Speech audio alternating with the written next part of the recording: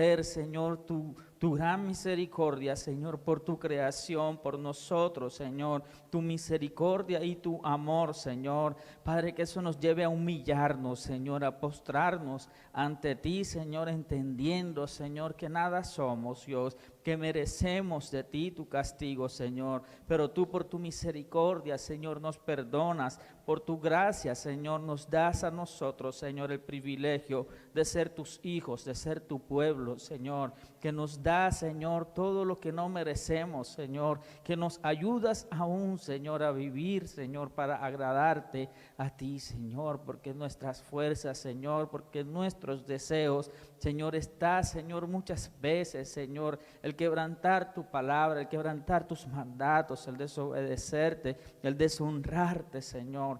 Pero tú nos has dado a tu Espíritu Santo, Señor, que redarguye nuestras vidas, Señor, que produce, Señor, en nuestro corazón el arrepentimiento, Señor, que produce en nosotros, Señor, el llegar ante ti, Señor, y clamar por misericordia y compasión, Señor.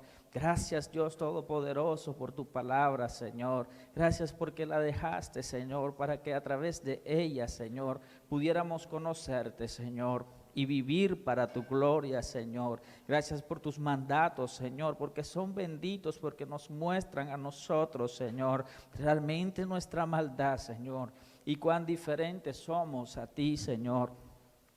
Gracias, Dios, por tu Espíritu Santo, Señor, porque solo a través de Él, Señor, podemos, Señor, llevar una vida que a ti te agrade, Señor, porque en nuestras fuerzas, Señor, nunca alcanzaremos, oh Dios, esa meta gloriosa establecida por ti, Señor, porque somos incapaces de salvarnos a nosotros mismos, Señor. Solo tu obra redentora y perfecta por nosotros, Señor, puede traer a nosotros salvación, Señor, y vida eterna, Dios. Y ahí, Señor, es donde hemos puesto nuestra fe, nuestra confianza, Señor, porque solo en ella, Señor, hay salvación, oh Dios. Gracias, Señor, te damos en esta tarde, Señor, y a ti, Señor, toda la gloria, toda la honra y toda la alabanza, Señor, en el nombre de Jesús. Amén y amén. Buenas tardes, hermanos. ¿Cómo están? Bueno, vamos a retomar ya después de cuántos meses, bastantes meses sin estudiar, así que vamos a ver qué tanto se acuerdan de lo que estábamos estudiando el año pasado. Con ustedes, si no me falla la memoria, estábamos terminando Primero de Reyes, ¿no? Primero de Reyes, ¿o alcanzamos a terminarlo? No llegamos hasta el final de Primero de Reyes, casi al final. Bueno, vamos a hacer igual un repaso rápido para ponernos como a tono con las cosas, así que permítame un segundo. Abrimos esto acá.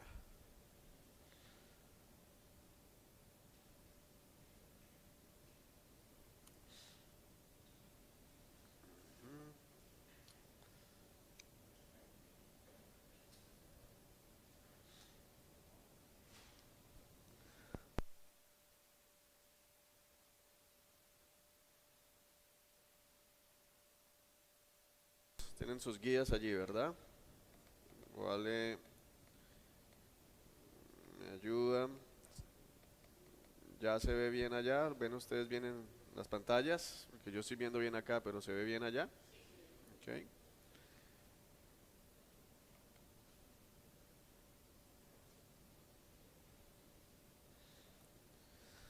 Ok, entonces vamos con Reyes. Vamos a hacer un repaso rápido para ubicarnos. Entonces, cosas importantes a tener en cuenta de este libro para todos nosotros. Uno, la cronología de Reyes es una cronología bastante amplia, ¿no? Si ustedes recuerdan, Reyes como tal inicia contándonos el reinado de Salomón. Terminamos Samuel, que fue un libro donde estuvimos viendo varias etapas de formación. Ahorita lo vamos a repasar, pero para que nos ubiquemos, Reyes es otro de estos libros de la Escritura que cubre varios años, una extensión bastante larga de años de la historia del pueblo de Dios. Iniciamos Jerusalén, la historia se da en Jerusalén. ¿Por qué? Porque en 970, que es el tiempo donde Reyes comienza a escribirse, o a relatar más bien, estamos iniciando el reinado de Salomón, finalizando el reinado de David. David se encuentra viejo y vamos a ver la transición de poder, que ya la estudiamos, y vamos a finalizar en el 561 también antes de Cristo. Son prácticamente 400 años más o menos de historia lo que cubre el libro de Reyes. Vamos a terminar en Babilonia. Reyes es un libro bien importante para que ustedes lo recuerden, porque es un libro que nos deja ver el desarrollo y el surgimiento de varios imperios. Estamos empezando en Jerusalén y vamos a ver el ascenso del imperio asirio, conquistando allá también, inclusive a Egipto. Vamos a ver el surgimiento del imperio babilónico, derrocando al imperio asirio. Y en Reyes se nos habla también de estos países que son vecinos a Israel. Cosas fundamentales para tener en cuenta, a ver si se acuerdan del año pasado, ¿a quién se le dirigió el libro de Reyes? ¿A quiénes? Hermana, sin miedo. ¿Se le dirigió a los profetas? No, hermana, pero está cerca. Se le dirigió al pueblo de Israel, pero ¿dónde estaba el pueblo de Israel? Ahí, recuerden que hay micrófono. ¿Quién tiene el micrófono para que ayude? Levantan la mano. Aquí, a los exiliados, exactamente. Entonces, y cosa importante, si perdemos de vista esto, no tenemos posibilidades. Este libro va dirigido a los exiliados, las personas que han sido llevadas por Nabucodonosor a Babilonia. Entonces es importante comprender esto. Esta es la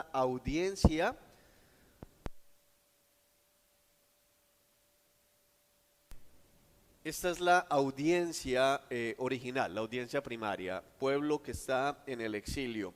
Ahora, si ustedes recuerdan, en lo que es la era de las eras que hemos venido estudiando a lo largo de este estudio teológico, recordemos rápidamente, vimos la era de la formación, donde estuvimos viendo la formación del pueblo. Dios le promete a Abraham en Génesis capítulo 15 que va a tener una gran descendencia y su nación va a ser muy grande. Le habla de que su nación, sus descendientes van a ser esclavizados.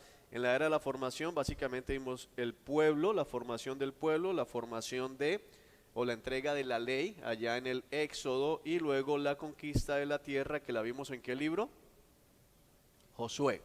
Exactamente, en Josué vimos entonces pueblo y ley, lo vemos en el Pentateuco, y luego vamos a ver la entrega de la tierra. Luego pasamos a la era de la teocracia, ¿se acuerdan? La era donde Dios no tiene un rey, sino que Él mismo está gobernando su pueblo. Y ahí tenemos varios libros. Tenemos no solamente Josué, en esa etapa, sino que aparecen los jueces. Dios tenía caudillos, el pueblo se desvía rápidamente de la ley del Señor y comienza esa etapa donde Dios los entrega a la esclavitud. Ellos claman a Dios, esos ciclos, ¿se acuerdan? Jueces, ciclos de pecado, hay esclavitud, hay clamor a Dios, hay liberación, y luego otra vez, ¿qué sucede? Un tiempo de paz, y luego nuevamente ellos vuelven a la idolatría, y otra vez esclavitud. En fin, es un ciclo como tal. Saliendo de Jueces, entrando en Samuel, tenemos el surgimiento de 3 roles principales. ¿Cuáles son los 3 roles principales del Antiguo Testamento en el pueblo de Israel? Reyes, sacerdotes y profetas. Muy bien, reyes, sacerdotes y profetas. Quien estuvo ejerciendo estos 3 roles, ¿se acuerdan quién fue? Samuel. Muy bien, es importante. Ahorita la idea es que comiencen ya a hacer sus primeros pasos en teología sistemática, donde deben comenzar a ver la Biblia como si la desplegaran. Cada vez que piensan en la historia bíblica, como que la desplegaran frente a ustedes una suerte de pergamino. Entonces piensan allá en Génesis y ven a los patriarcas y los van pegando aquí en Samuel, y luego ven a Cristo, y así se les va haciendo mucho más fácil comprender la escritura. Entonces estas cosas ya deben estar claras. Samuel ejerce los 3 roles: profeta, sacerdote y rey como gobernante, aunque Samuel nunca fue ungido como rey. Luego de Samuel, que tiene los 3 roles, se da el surgimiento de las tres cosas separadas. Entonces viene el nombramiento del primer rey de Israel. ¿Quién fue quién? Saúl, exactamente. Vemos a Samuel que continúa como profeta, pero aún en Samuel vemos otros profetas. Vemos a quién, a Natán, por ejemplo, que fue fiel servidor con David. Y lógicamente vemos a los sacerdotes ejerciendo su función, especialmente ya lo vamos a ver en Reyes con la creación, la construcción del templo. Pero antes de eso estaba la tienda de reunión en Jerusalén. ¿Se acuerdan? David traslada el arca a Jerusalén y bueno, las cosas van marchando bien en el reinado de David. Esta era de la teocracia termina con el nombramiento de el primer rey, que lo dijimos Saúl, 1050, es importante porque vamos a ver, la era de la monarquía la vamos a dividir en dos. Entonces tenemos la era de la monarquía unida, que la estamos estudiando, la vimos en Samuel, ¿con quién? Con Saúl y luego con David. Cada uno, ¿cuántos años? 40, no se olviden, 40 años de reinado de Saúl, 40 años de reinado de David. ¿Cuál fue el propósito del libro de Samuel? Mostrarnos dos caminos, ¿se acuerdan? El camino de un rey malo y el camino de un rey malo, exacto. Es importante entender eso. Dos reyes malos. Saúl es un mal hombre y David es un mal hombre. ¿Cuál es la diferencia? Saúl, un hombre que se endurece, David, un hombre que se arrepiente, se humilla. Esa es la única diferencia y eso lo tenemos que tomar en cuenta porque espero que hayan hecho la tarea. Ustedes en Reyes están siempre leyendo, hizo lo bueno como David, hizo lo bueno como David, pero ustedes ya vieron qué fue lo que hizo David. Ustedes ya vieron cómo David asesinó, ustedes vieron cómo David hizo el censo, ustedes vieron cómo David falló en lo que tenía que hacer. Entonces, importante tener claridad en este punto, ¿no? Ok, pasamos entonces de los años de unidos, al terminarlo con Salomón. Micrófono allá. Cuando la escritura dice que David fue un hombre conforme al corazón de Dios, pero David adulteró, asesinó, Sí. ¿a qué asocia la escritura cuando dice que es un hombre conforme al corazón de Dios? O sea, a que era un guerrero. Un hombre como rey, obediente a Dios, como rey. Recuerden que eso es exclusivo en cuanto al rol como rey, es decir, Dios le da una instrucción a Saúl como rey, inmediatamente Saúl desobedece, mientras que David como rey, en las órdenes puntuales como rey, obedece. Entonces en ese sentido es conforme al corazón de Dios. Pero recuerden que lo que hace a David un referente no es la obediencia en ese punto de obediencia como rey, sino el corazón arrepentido. Eso es lo que muestra o lo que marca a David como un ejemplo a seguir, como un rey a seguir, el ejemplo como tal. Bueno, entonces 120 años de monarquía, recordamos, vamos a mirar esta diapositiva que ya la estudiamos también. Vimos en Primero de Reyes, comenzamos a estudiar el surgimiento de la nación como tal, bajo el trono de Salomón. Vimos la sabiduría del rey Salomón, ¿se acuerdan que la estudiamos? Esa sabiduría tenía que ver con su administración de justicia. ¿Se acuerdan que no podemos relacionar siempre un hombre sabio con un hombre temeroso de Dios? Porque entonces decimos, el hombre que más temía a Dios fue el hombre que terminó ofreciendo sacrificios a Moloc. Entonces, ¿sabio en qué? En su posición como rey, sabio en administrar justicia. Creo que aprendimos lo que es verdaderamente tomar una decisión salomónica, que es miti-miti, ¿no? ¿Sí es salomónico eso, miti-miti? No, no es salomónico, acuérdense, salomónico es darle a cada uno lo que se merece. Si el justo, hay que darle las cosas al justo y no partirlas con el impío. Sabio en el conocimiento de botánica, de zootecnia, de leyes, bueno, Salomón en comercio, en una cantidad de cosas. Vimos las edificaciones de Salomón, el gran palacio que construyó para él, palacio construyó para su primera esposa, la hija del faraón, el templo que fue construido por Salomón, bajo el mandato de Salomón, pero con planos que había dado ¿quién? El Señor a través de David. El Señor a través de David es importante porque aquí comenzamos a ver algo que es la iconoclasia, que vamos a ver el otro año, iconoclasia, que tiene que ver con las imágenes, las representaciones religiosas que pueden haber dentro de un lugar de adoración. Que a veces decimos los católicos están perdidos porque hay ángeles en la iglesia. No, en el templo habían ángeles, habían querubines.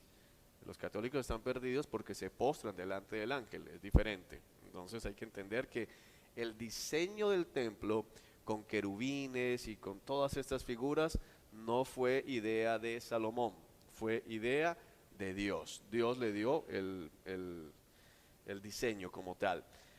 Vimos la sabiduría y riquezas, en ese sentido sabiduría para acumular riquezas de Salomón, cómo vino gente a escucharlo, como la reina de Saba que vino desde lejos y se asombró, y venían gente, los reyes del mundo enviaban a sus embajadores para que adquirieran sabiduría de parte de Salomón, y vimos cómo estas riquezas han engañado tanto a la iglesia hoy, porque cuando vemos que Salomón se hizo muy rico y construyó ciudades que eran solo para hacer establos, como decir que todo Puerto Colombia es el parqueadero de un hombre, o sea, tiene todo Puerto Colombia solo para parquear sus vehículos, diríamos wow, pero eso la escritura lo muestra como pecaminoso.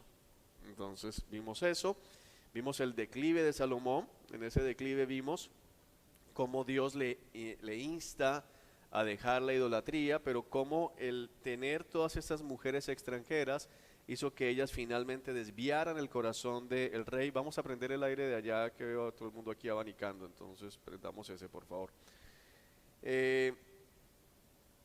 Cómo esta relación de Salomón con estas mujeres lleva a que su corazón se endurezca, no quiera abandonar la idolatría y por el contrario termine construyéndoles altares a sus mujeres en Jerusalén, y él mismo ofreciendo sacrificios a Moloch, que siempre tocó a Moloch porque es un culto terrible donde la manera de adorar a Moloch es a través de sacrificios humanos. Entonces podemos concluir perfectamente que Salomón ofreció sacrificios humanos. Quedamos con algo aquí al final, que se condenó Salomón o no se condenó Salomón.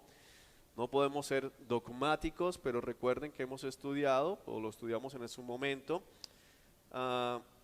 el hecho de escribir Eclesiastés nos hace pensar en un Salomón arrepentido, en un Salomón que se echó hacia atrás de toda su maldad y terminó concluyendo: lo único importante, lo único realmente sabio en la vida es temer a Dios, temer a Dios. Entonces esa es la esperanza que como creyentes tenemos de que Salomón se haya salvado, se haya arrepentido.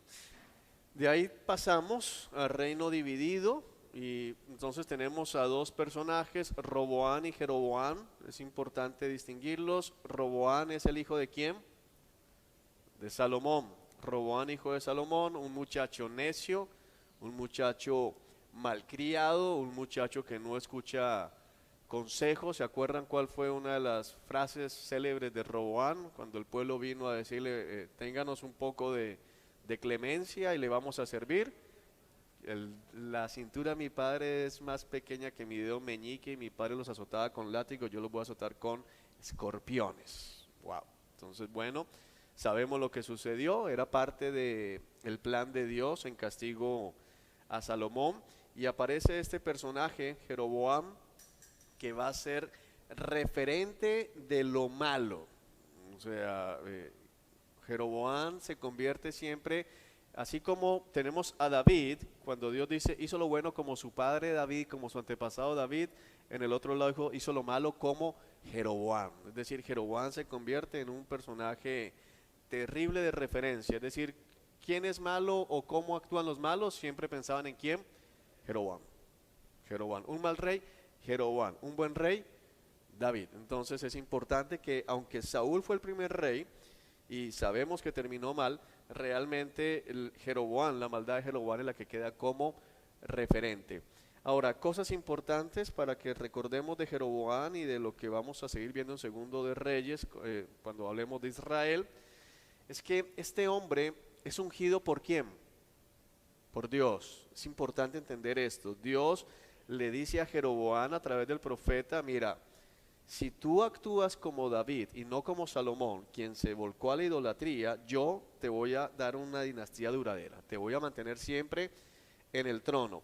Jeroboam tenía pleno conocimiento de cuál fue el pecado que cometió Salomón, que llevó a Dios a tomar la decisión de quitarle el reino. Sin embargo, este hombre lo primero que hace es establecer cultos paganos. ¿Se acuerda qué hizo? Puso 2 altares. ¿Se acuerdan cómo los puso?